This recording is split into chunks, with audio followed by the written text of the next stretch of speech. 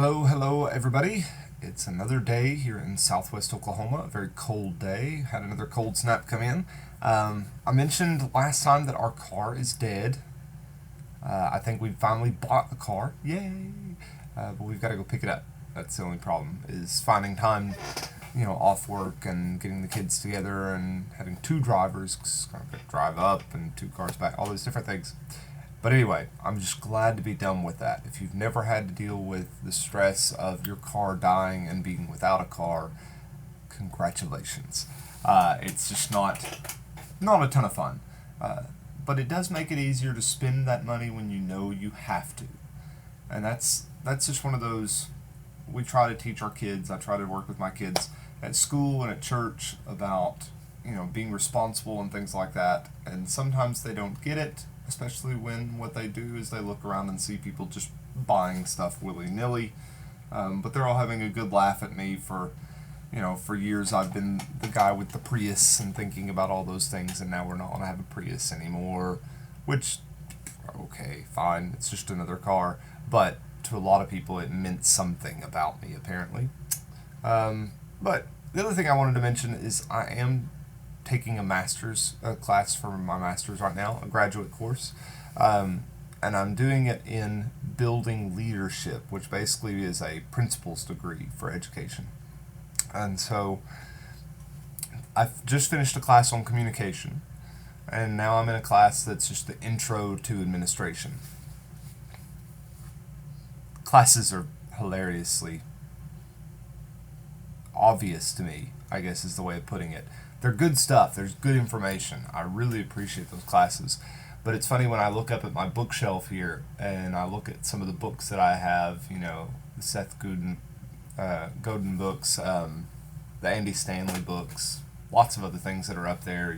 Stephen Covey is on there a couple of times. And then plenty of other books that I've borrowed from friends and family about leadership and, different subjects dealing with that. I read through these textbooks and go, they're just so obvious. Leaders need to be good communicators.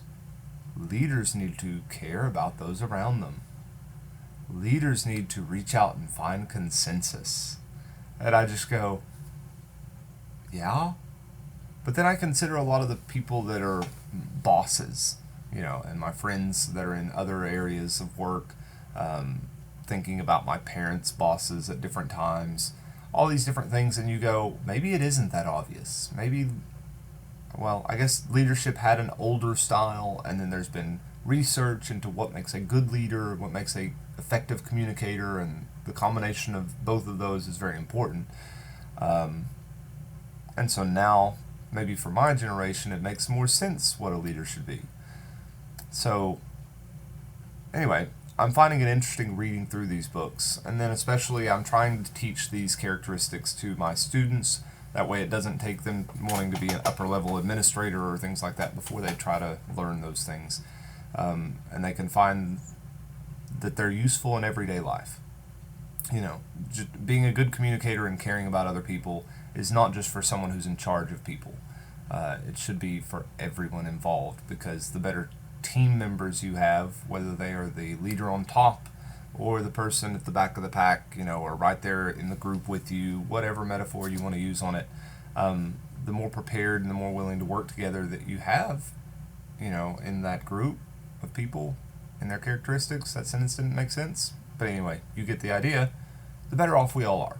So, anyway, leadership, it's something I think about a lot, mainly because I strive to be in those sort of positions, but also because of the position I find myself in within my church family, within my family, wife and kids, those sort of things. And I don't want to settle for what I am, but I always want to think about what I could be and how important that is. So, be good leaders. Have a good day. We'll see you later.